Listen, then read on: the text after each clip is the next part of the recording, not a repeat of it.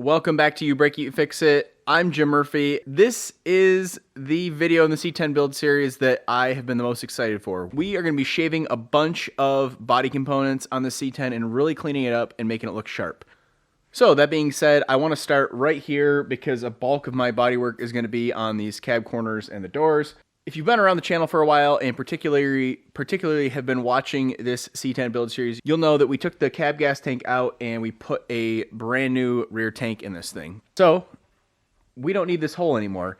I've seen some people just cut the neck off of the cab tank and mock that in there as a phony filler cap because they like the looks of this filler cap. But that's not the look we're going for on this truck. We are shaving stuff off to make it look more sleek.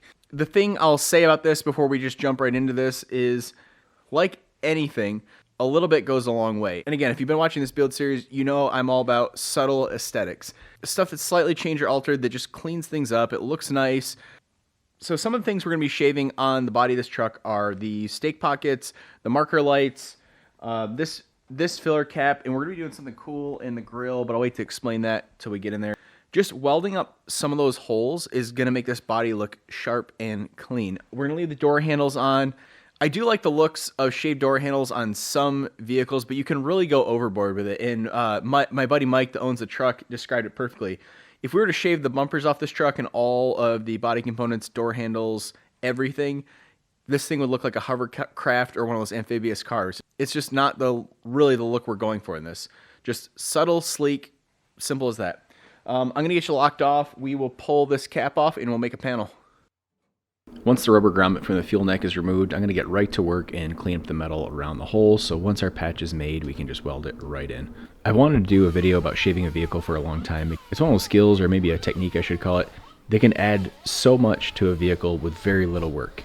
Removing moldings and emblems and welding up the holes can just make a vehicle look so clean and really set it off with a one-off look.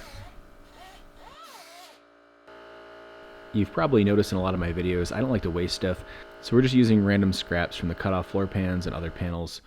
Right now I'm just eyeballing the size and just getting the panel roughed into shape.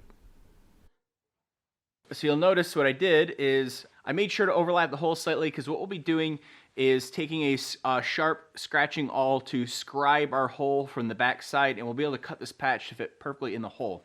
What I want to do now, though, is I want to start working on the rough shape of this. There's going to be some slight contour to this patch. It's not a perfectly flat hole. There's some slight contour and some shape to it, and I want to make sure that we really nail that. That way we're not obligated to do a ton of body work right there. So I'm going to beat this into place a little bit, and then I'll grab that scratching awl to show you what that looks like, and we'll get this patch marked out. Something I always preach when welding in sheet metal panels, it doesn't matter if it's a floor pan, a rocker, a quarter panel, whatever it is, the panel needs to fit where it's going before it's welded in. It's not really good practice to bend and tweak and clamp stuff as hard as possible just to get it to fit in the hole. It's better to bend the metal so it sits where it needs to go. That way there's less shifting and movement during weld up, and you'll have a lot less frustration moving forward. So on a piece this small, I'm going to get as much shape put into the panel before I cut it to its perfect size. It'll be a lot easier to work a larger piece than the finished piece. This is the scratching awl I'm talking about if you've never seen one. If you've been following along on this build series or seen any of my other videos, you know that when I'm making patches and marking sheet metal, I love using the scratching awl, especially transferring a patch like this, because you can get a very precise cut line with this. Because it's so sharp and the tip is so small, you can push this against all the leading edges of the hole that you're trying to make. You can't really do that with a Sharpie, or at least I find it very hard to do. This is my go-to method.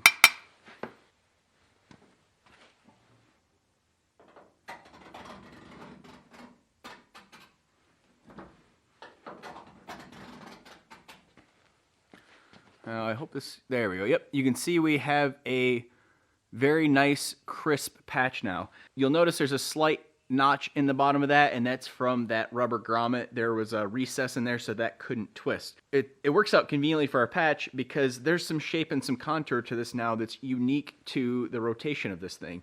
So when we cut this out, we're able to line it up in the exact position that it needs to go.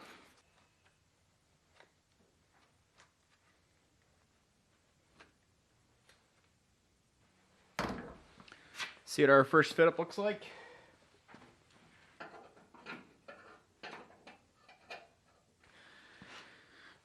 Really damn close. It's going to need some tuning with the grinder. No big deal. I kind of expected that. I'm going to get this all tuned up and we'll fit in the hole. I'm going to try to get you on a better camera angle here.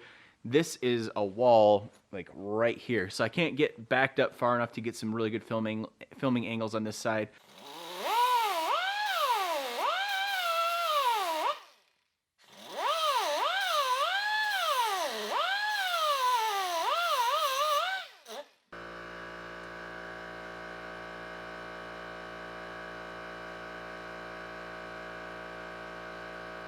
The patch looks really good. We're getting ready to tack this thing in, but one thing I wanted to mention before I start burning this thing in here is we got the shape and the contour close. Now it's time to nail it dead nuts. And the way that we're gonna do that is to tack it one side at a time and roll this thing into shape where it needs to go. Again, I got this really close by hammering it over this section before we cut this out. That was really important. It would be pretty hard to get the shape and the contour we need in this after the shape is cut out. There's not much to hammer on, and it's so slight and subtle that you can't even see it in the camera. But there's a slight contour and some slight shape to it that needs to remain there. We are gonna let the tacks do the fine tuning. If you've seen any of the other videos in the C10 build series, I cover that a lot with patching metal. You can get it really, really close before it goes on, but it's okay to fine tune shape and contour as you are tack welding stuff in. When you're trying to hover a piece into place like this, you can use a magnet to hold it as you tack it.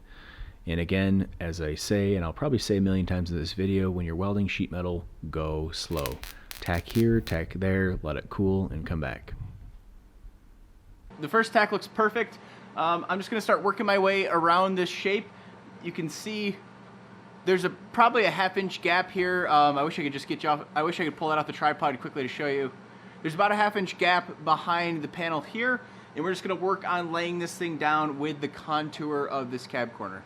And make sure when you're welding, always wear a respirator. This pours off some nasty gases while welding, and we want you welding for a very, very long time.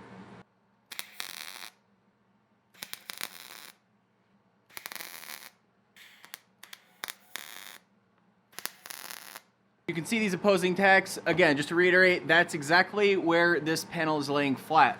Now we're just gonna take a hammer and work this into place, and as it starts laying down and becomes flush with the panel, we'll just keep tacking it, and around we go.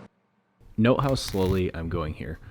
I don't weld unless the panel is exactly where it needs to be. I'll stop and hammer and fine tune as much as I need to. I'm not gonna weld something in the place that I'm just gonna have to cut back out again. It might be annoying to some of you viewers that I show all these little tiny tedious steps, but the few who are gonna actually watch this video and go apply all these skills, it's so important for me to show the skills and techniques that are necessary and the detail and effort that's involved. I want you to have the mindset and positive outlook to be able to go complete your project no matter what headaches you encounter.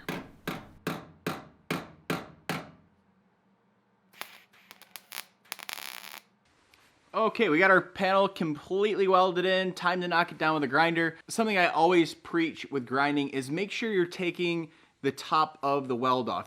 If you pitch your grinder, it'll make a hot spot, and it can actually cut right through this sheet metal without even thinking. Man, grinding sucks.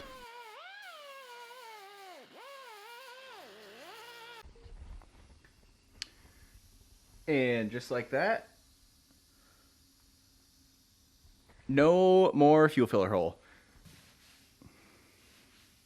I'm happy with the way the contour and the shape turned out on this thing. I'll be able to hit this from the back just a little bit and put a little more shape into it so we're not using as much body filler there. But we are moving right on to the next thing. Next up on the quite literal chopping block is the fender marker lights. Same exact thing, but different. We'll cut this inlaid bezel out, so this is nice and flat from the back side, and we'll take a new piece of sheet metal and lay it up from behind, take our scribe it, cut it out, weld it in. One thing I want to mention, I always give a safety blurb whenever I'm using a cutoff wheel on a 4.5 inch grinder. They call these death wheels for a reason. Make sure you're wearing a full protective shield.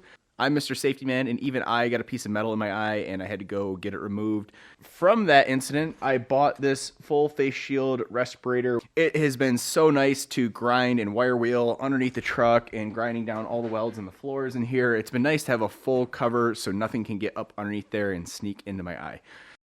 Now that the super boring safety brief is over, we can finally get down to business. I'm going to trim the marker light recess area as tightly as possible. No need to remove more metal than we absolutely have to.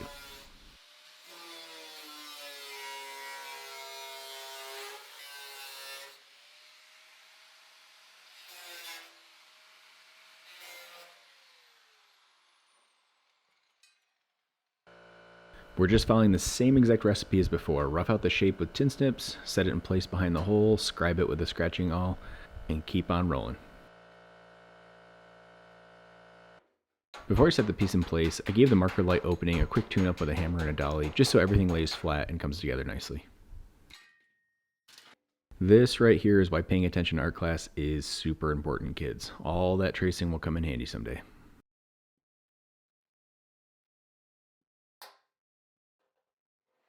Scribing a line with a scratching awl instead of using a Sharpie will give you a perfect line to trim to.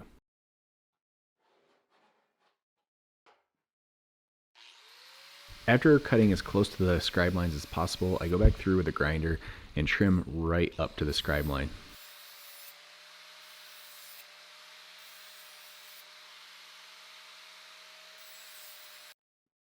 Now that we have a perfect fitting panel, it's time to clamp it in place. Our new panel is pretty much mocked up. You can see I'm using a flush butt weld clamp. If you've never seen one before, I'll show it to you a little closer. There's a little wing nut on top, and it uses a little bar of metal down here to suck it up nice and tightly. And there is this flat little piece that goes between the two panels. It leaves a really nice gap for the weld to pour into, and you get a lot of good penetrating weld in there. So the reason why I'm only using one is similar to the filler neck patch over there. Even though this looks really flat right here, there's slight contour and shape to it. So we want to do exactly what we did with the filler panel over there, and we want to start tacking it on, where it's flush on basically what would be the high spots in the panel, and work this slowly down till it lays completely flat as we tack it. And you probably noticed that I used the hammer and dolly to true up this edge a little bit. This edge was just rounded in only from the stamping of that recess bezel piece where the marker light goes. So we try to start with as flat and true a panel as we can, but again, there's some slight shape and contour to this. I'm going to get you locked off on the tripod, and we will start tacking this bad boy in. You know that point I keep making about going slowly welding? Well, I gotta tell on myself here. I was in a hurry this night to get this panel all welded in, and I rushed it, and I ended up paying dearly in the end. Just like I preach, it took me a long time to get all the warping out with the hammer and dolly after the fact. We're gonna pick up the pace of the video here a little bit as we kind of repeat the same process over and over again. I did a bunch of tack welds as slowly as possible. I hammered when it needed it, and I checked my fit as I worked around the panel. Now that our panel is completely welded in,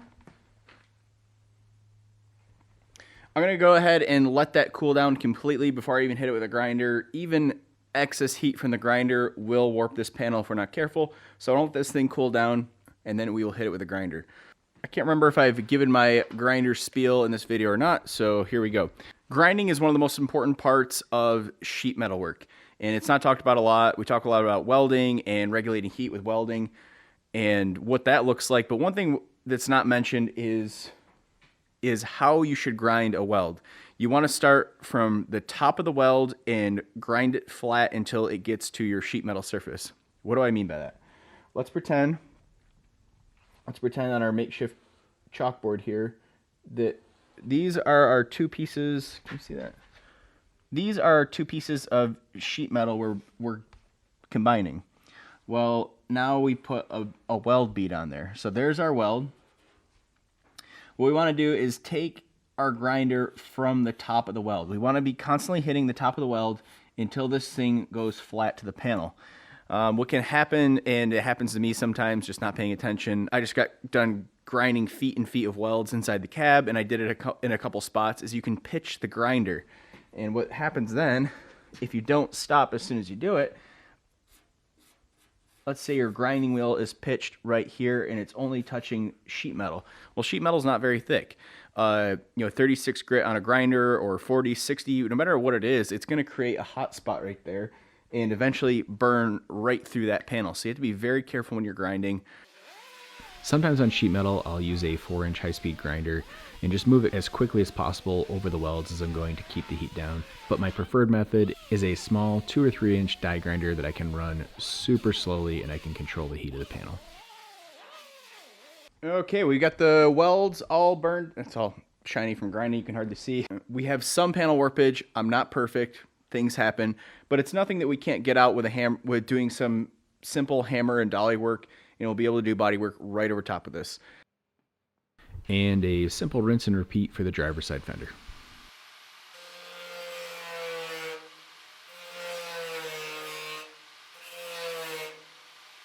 Things are ripping right along. We got the other fender all shaved. That looks good. Now to the next part. This is pretty exciting for me. I always preach everything in moderation, and that goes especially for building custom vehicles.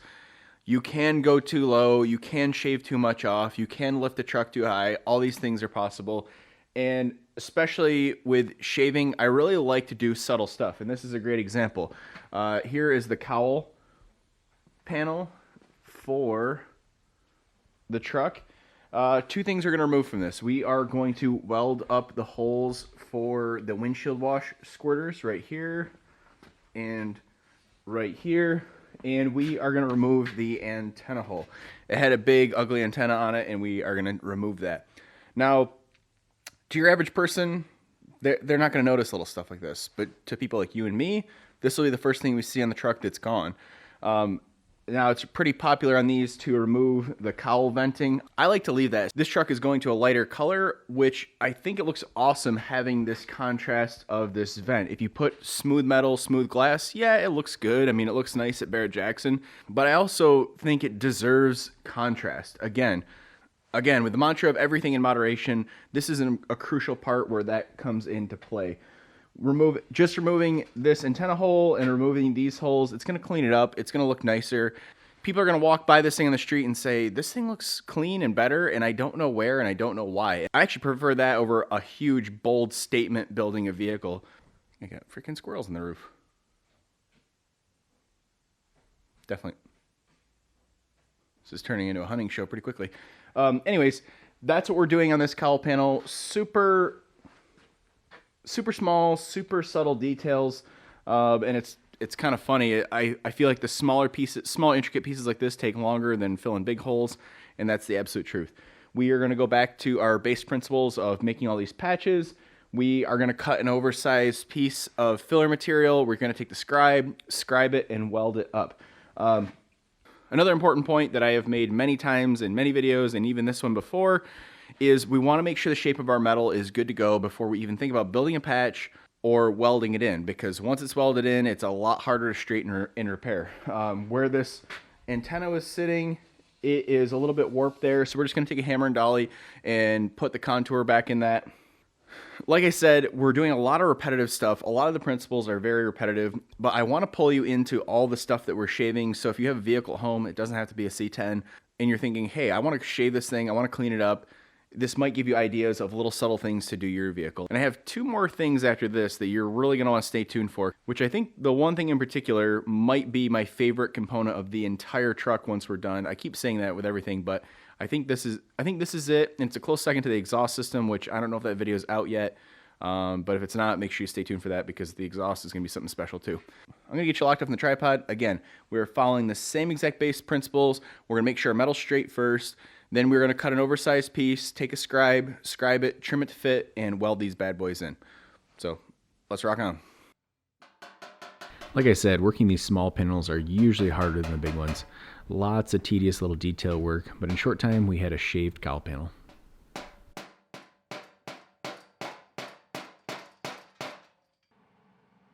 Here I am using the old magnet trick again to hold the panel in place while I tack it.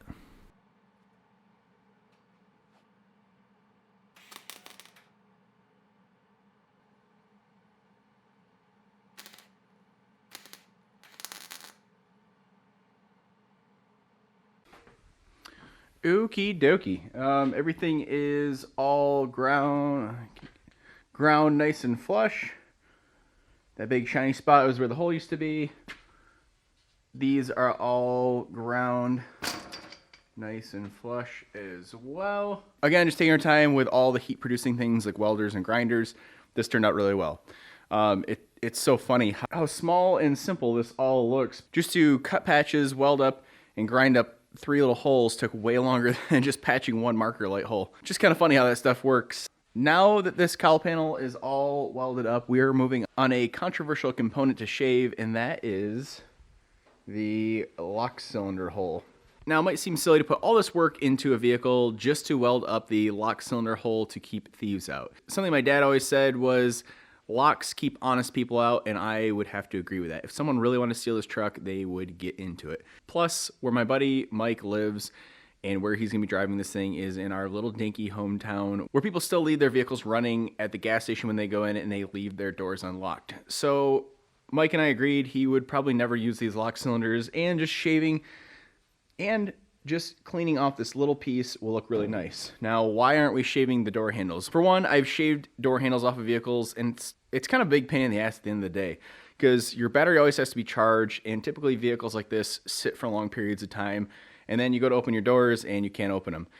Now, one little trick on that, if you were to shave doors, you can buy a super cheap choke cable from an auto parts store and run it up through the fender, run it through the door hole, and you can use that as your emergency door pop, and you just pull the choke cable and you can open the door and then get to your battery, do all the things you need to do. You can also put jumper posts to the battery that are underneath the vehicle so you can jump the battery and then use your doors.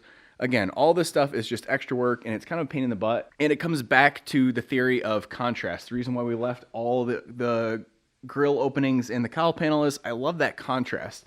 And on a nice, clean, sleek vehicle, when you look down the side, you kind of want a little bit of contrast. You don't want to have this smooth, flat surface. Yeah, it looks nice, but when we have a nice new chrome door handle on here, it's just going to add that extra little bit of pop, and it's going to break up the whole side panel of this vehicle. So that is why we're leaving. That is the long explanation why we're leaving the door handle on and shaving the lock cylinder. And then coming with that, if we're shaving the lock cylinder, we have one more task. I'm also going to be shaving the hole where the lock knob comes up through. If you don't have an exterior lock cylinder and you put your locking mechanism on the inside, that could cause some major issues. Mike has little kids. They could be in here by themselves and lock the door, and with no exterior lock cylinder, you won't get them out of here without breaking the window. We're going to remove the lock rod and weld up these holes on both sides. We're actually going to start with the driver door first because that's already off, and secondly, I'm going to be putting some pretty cool latches in this thing, so you'll have to stay tuned for that video. It might be out before this, it might be out after, but there will be a latch-specific video that gets rid of these old bear claw style latches that just wear out. They sound clunky, and these new latches are badass. You are going to love them. Again, another subtle favorite of mine in a vehicle build. So, now that I got all that talking out of the way, we're going to grab the driver door, lay it on the stand, and we will get this lock cylinder patched up. More rinse and repeat procedure here on the doors. Prep, rough cut a patch, scribe, weld, grind, and repeat.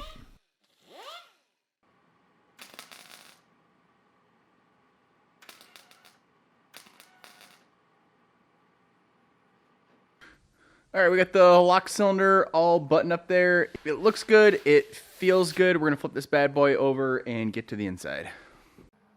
Looky here, the magnet saves the day again. Okie dokie. We got this inside hole all welded up. That turned out really nice. The next order of business on this door, there are 2 holes up in this upper door frame from a mirror. We're gonna clean up the back sides of the hole a little bit just so that all the garbage from the back doesn't go into the weld. And we'll flip it over and we'll get these holes welded up. The next component on our shaving checklist has been the one I've been excited about the entire time, and that would be the front grille. Now, what are we shaving off the grille? For one, there's a Chevy emblem that goes here. We need to do some hammer and dolly work there and get those holes welded up. We're not going to put an emblem back on this thing. I feel like that's going to take away from the cleanliness we're trying to achieve. And the major thing that we're going to be getting rid of is the big, chunky, ugly signal lights I've never liked the looks of those in this grill, and I cannot wait to get rid of them. So we are going to be putting a bumper on this that will not have signal lights in it. It's just going to be a plain chrome bumper. The goal in this is to shave the pocket where that marker light sits. There's a lot of fugliness there that we need to get rid of. And then we're going to be making a bracket to mount a new LED strip light for the turn signals. And the idea is this truck's going to be low enough where you're not really going to be able to see the signal lights tucked back in there. But once you hit the signal light, you're going to have a nice bright LED light. It's funny, this is going to be the most subtle shaving project we have. Most people won't even notice it on this truck, and it's probably going to take the most work to shave this out of all the other stuff that we've done. It's not as simple as just cutting a rectangular hole, cutting a rectangular patch, and welding it in. There's actually a lot of intricate work that we're going to have to do in here. I want to go a little bit more in depth with this one as to why I'm doing what I'm doing. On camera, it looks as simple as just putting a piece of flat metal over that and welding in. It's not really that simple. There's a slight cove to this sheet metal here, and there's a body line in the back, and then of course we have this corner to deal with. And you know how I roll. I always try to set myself up where I'm not doing a ton of body work, and it's really hard to do that in this corner. So my ultimate goal is preserve this edge. I want to keep that factory edge, and I want to wrap the patch up into this flat area, so whatever body work we have to do is very minimal there. The ideal thing to do here would be to find another 67, 68 grill and cut these rivets out and just put a new bottom chunk in here. We don't really have that option. I've looked around for a while, and I'm not going to go buy a brand new grill just to get that piece. We're going to grab some of our scrap metal and see if we have pieces that might match this contour.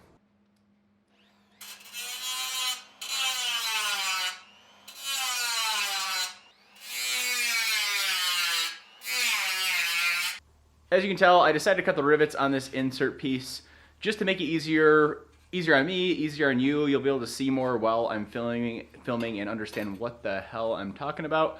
So I'll show you a little closer here what we're trying to do. We are trying to get rid of these pockets where these marker lights used to sit. There used to be a marker light here, and the wiring would go down through this hole. Well, we want it to look nice and flush and smooth like this other piece. But as you can see, there's a couple body lines here. It actually has a slight cove to it. There's a little bit more going on here than meets the eye. It's not as simple as putting a flat piece of metal in here and welding it. So a little trick behind making patches that are this intricate. You know, we have so much going on in such a small place.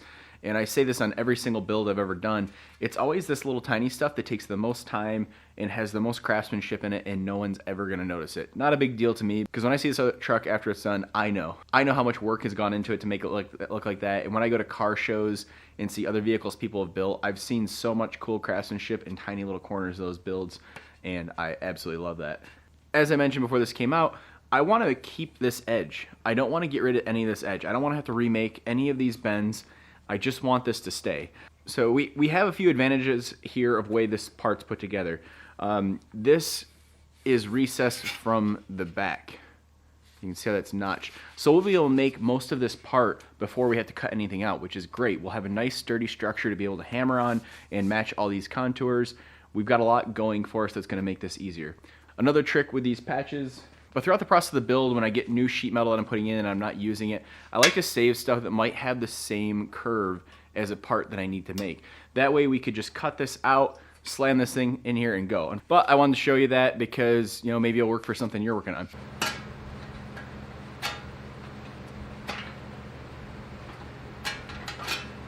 Our goal here is to slowly work this to shape. We're first gonna get the right length and width of the panel, and then we will start bending this thing to shape. And we're gonna be using this section as a layover template. You keep seeing me do that and throughout this entire shaving process. This is the exact same idea. There's just a little bit more intricacy into this panel that we need to make sure we work into this as we go. Now, of course, we are making a mirror image, so I'm gonna go ahead and cut out both panels at the same time. Okay, now that I've got my piece, my next task is going to be getting the first 90-degree bend right here. This is slightly tricky because it's not a perfect 90-degree bend panel. There's actually a slope in the middle of the bend. So what I'm gonna do is, I'm quite literally just gonna use this almost as a stamping die and push this panel in here. You can see it's bending, it's bending, it's bending.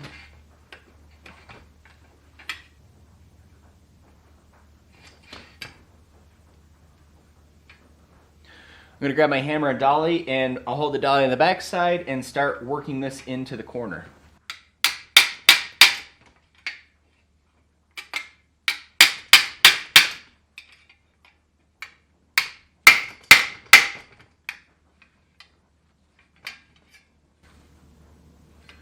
All right, it's probably hard to see in the camera, but we have the right sloping in that bend, and you saw how simple that was. We just hammered it into that corner with a body hammer. We held a dolly on the back side just so it didn't cause any of that bend to lean out. The two things I want to focus on next are to get the body line bead hammered into this edge. That won't be too hard. What we're gonna do is set this on the hard edge of a dolly and whack on the edge of this, and as the dolly rides along here, it's gonna create that subtle sharp edge there. And then after that, we'll be able to flip this thing over and just slowly work a cove into this panel. We're not hitting this metal hard. It doesn't need much. This is all very subtle stuff. It's important to break this stuff down because these are little tasks that get frustrating because they look so easy. And in fact, they're very hard to add these subtle little details in. And so I'm just showing you how you break down a panel mentally as to how to make this thing. There's a certain order of operations you have to follow to make sure everything lays out precisely. And also in all these panels, showing you where to cut them and why to cut them, that's super important. If you were a newbie, maybe you just hack this end off and think you're just going to build a new panel on the end of it. And it's just not that simple. There's a lot going on in this little tiny section. I'm just eyeballing the measurement for the body line and marking it with a marker so we have a reference line.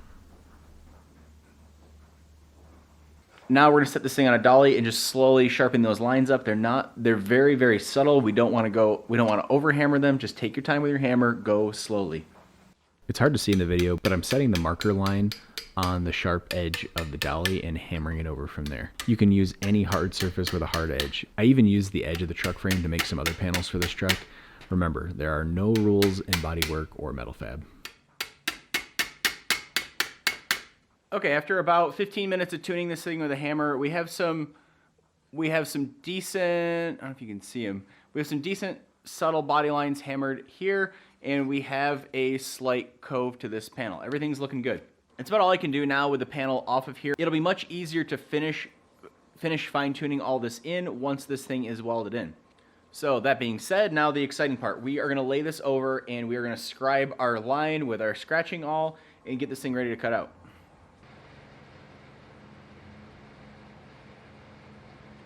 So before I go cut this thing out, I just want to show you what the rough patch looks like. It's kind of tough because it's in this stuff in this area. It's rough. It's rough. That's the point. We're not making a perfect patch here. The point here is it doesn't have to be perfect before it goes in. The basics of the panel just need to be there, which, as I covered, we have this being sectioned in spots where it's going to be easy to do whatever little bit of filler work we have to do here, whatever little body filler work we have to do here. In here, we have our coves hammered in on both pieces. We're staying away from this edge, so we maintain our nice factory edge here, and we kind of have some sharp body line, and we have the body lines semi-hammered into this panel. Perfect, great. Let's get this thing scribed and get it cut out.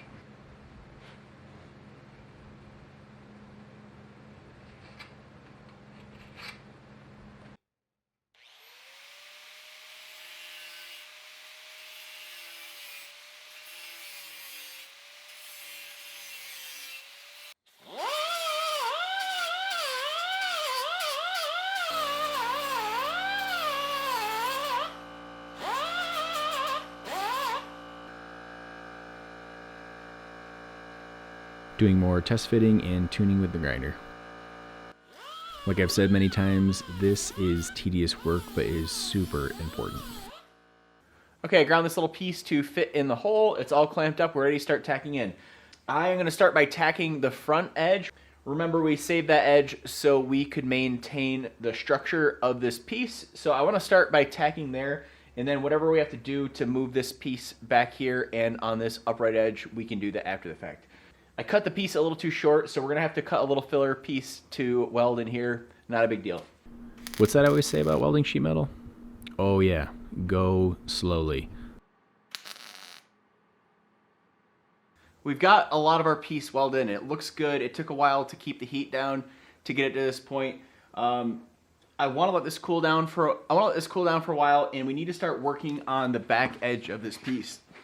So you can see it's just wide open. What we need to start doing is laying down laying down this back section nice and slowly and forming this edge, and that will all, of course, be done with a hammer and a dolly. And we need to do the same thing up in here. We'll probably have to make a couple relief cuts with a grinder so that can lay over nicely, and then we'll weld up those pie cuts. Notice how lightly I'm tapping the metal. The goal is to slowly bend the edge over.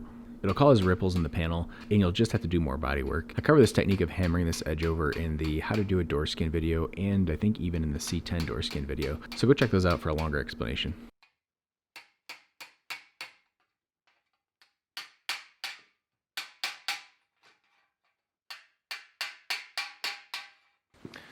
Okay, we are ready to finish welding this bad boy. We've got all of our edges folded down. The body lines look pretty good. After it's all solid welded, I can go back through and really fine tune this thing so it looks nice.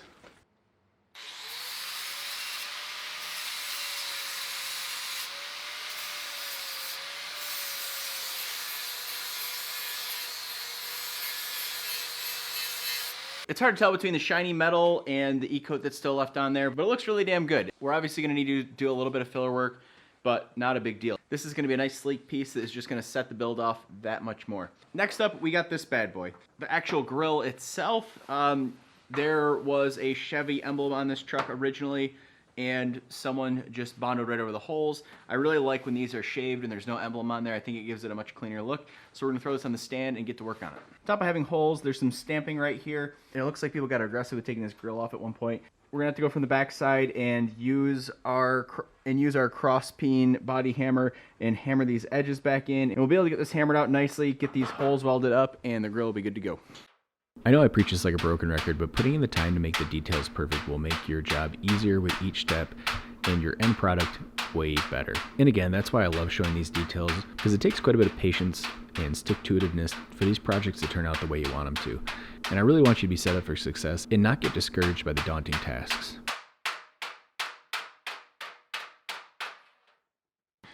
We're already ready to rip with the welder. That hammered and dollied out perfectly. It looks really good. I did a video a while ago of how to weld up holes in sheet metal like this. It is a super important skill, and this is a moment that proves it right now. It is by far one of my most used skills, being able to fill a hole with weld in sheet metal. So go check out that video if you're curious how to do that. I'm gonna get these burned in.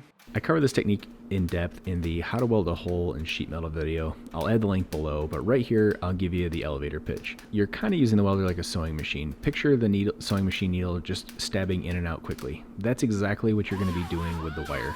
You're going to be doing quick trigger taps that just barely dab the edge of the hole until you build up enough material to burn a nice puddle in that's not going to burn through. All right, this bad boy's ready to go. No more holes. This has been my favorite video to film in the entire series. We did so much so fast, it made it look so cool. And that's what I love about all of the subtle shaving stuff that we did on this. Building a vehicle is just like life choices. Everything in moderation, and you can go too low, you can go too high, and you can certainly shave too much off the truck where my buddy Mike that owns the truck put it perfectly, it almost looks like an amphibious vehicle or a torpedo. So that's, again, why we left the door handles. We left some other touches in there just to give it some contrast. And I hope it gave you some ideas for your projects at home, just to shave a few things off here and there. And remember, just a little bit can make it look that much cooler. So this is where I will leave you. As always, I'm Jim Murphy. The channel's You Break It, You Fix It. Make sure you like the video, subscribe to stick around for more stuff on the C10 build. We have a lot coming up. You can follow me on Instagram between videos at You Break It, You Fix It, and I will see you in another video.